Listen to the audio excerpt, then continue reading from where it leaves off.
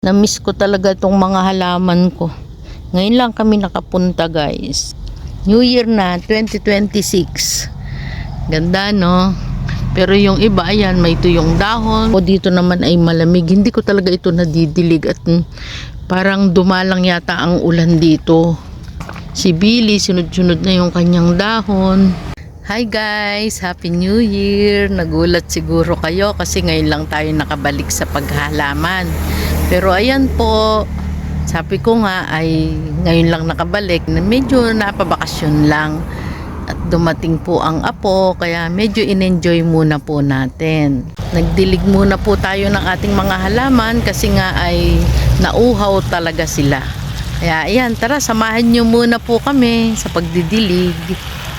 Kung mapapansin nyo guys, may mga nanilaw na dahon, may mga kagat-kagat or namukbang, may tuyong dahon, at may namatay. Ganyan talaga kasi matagal po kaming wala sa garden.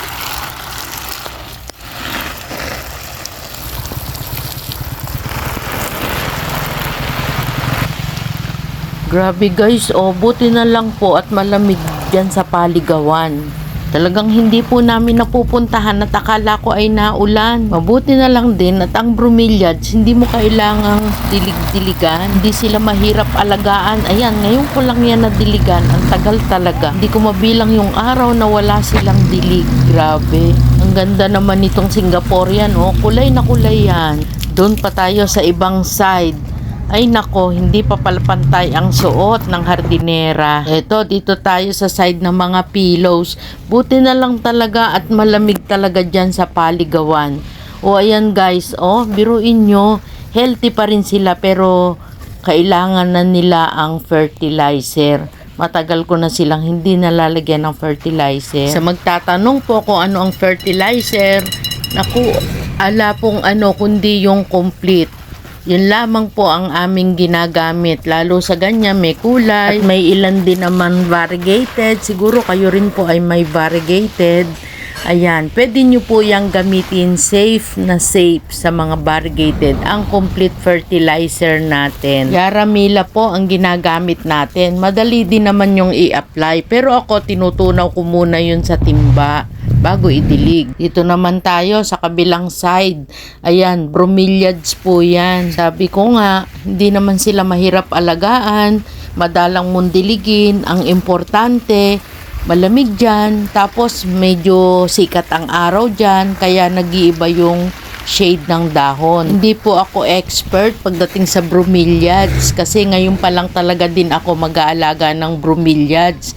Pero ayan, maganda sila sa manipis na net. Dito naman tayo sa isang side ng garden. Ayan, makikita nyo, meron diyang araucaria, meron diyang Congo, red Congo, at kung ano-ano pa na pillows. Natutuwa ako sa pagdidilig. Kaya lang, ayan, merong nanilawang dahon.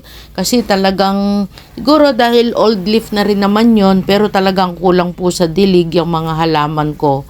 Talagang napabayaan ko din. Mahangin din talaga ngayon dito sa silang. Kaya isa pa rin yun na mabilis na ikinatuyo ng potting mix. Idagdag pa ang mainit na sikat ng araw, kaya siguro nagkaganyan. Pero okay din naman sila. Tinang paspasan at marami pa tayong gagawain dito sa garden at may mga didiligan pa. Matibay din itong araucaria. Tingnan nyo naman, green na green. Ang gaganda nila. Pero iyan, kailangan ko na yung iripat. Or iribag na lang kasi pag niripat yan, dagdag pa sa gastos yung bibili natin ng paso. Kaya siguro plastic na lang, malaki-laking plastic para lumaki din sila ng maganda. At abono, si Prince of Orange, kasi ito po ay philodendron, di siya mahirap alagaan. Ayan, okay na okay pa naman siya, dapat nang ikat or palalakihin na lang natin. Ditong Epigorillan, talaga namang namiss ko sila eto si naku, natuyo. Natuyo.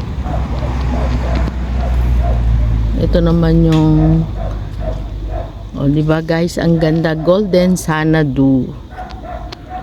Itong bromeliad, mas dark ito kung makikita nyo ng personal, pero napakaganda niya. Nagpupo siya, hindi ganitong kulay orange sa camera. Ito pa isa. Yan, maroon. Maroon na nagmamagenta. Di ba guys, ganda? Ating egg yolk. Si Royal Queen. Golden Melinoni. Gaganda nila. Si Blue Java, ayun sa likod. Two-tone pa. Nadagdag sa ating inaalagaan ngayon ang Brahms. Ang gaganda kasi ng kulay nila guys. Ayan, katabi ng pillows. Diba ang gaganda? Kailangan na ng pillows, ng fertilizer. At dahil bago nga po ako sa Brahms, sabi nila hindi na daw po yan nilalagyan ng fertilizer. Kayo po ba, paano nyo alagaan ang inyong mga Brahms?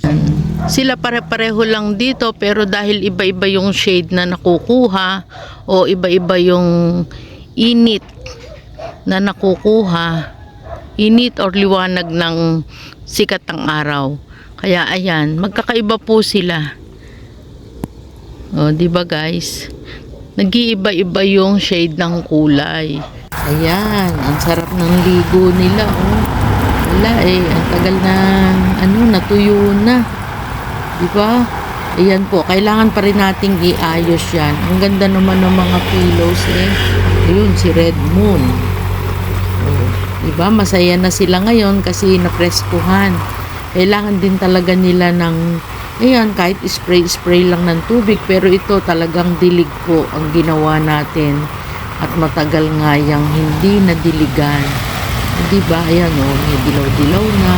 Siguro kung tumagal-tagal tayo, naku po, ang aabutan natin. Kayo po, kumusta? Kumusta po ang naging holiday ninyo?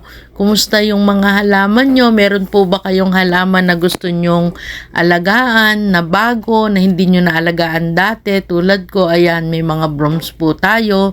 Mag-start tayo sa Brahms. Sabayan nyo ako, kilalanin natin ang mga bromeliads. Ayan guys, hanggang dito na lang muna. Ito talaga gustong-gusto ko tong aglaw na to Pero may nakimukbang, nakitikim.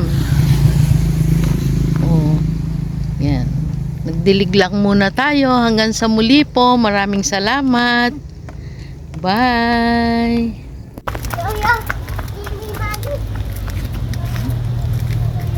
Shout out pala guys sa naging bisita ko dito sa garden.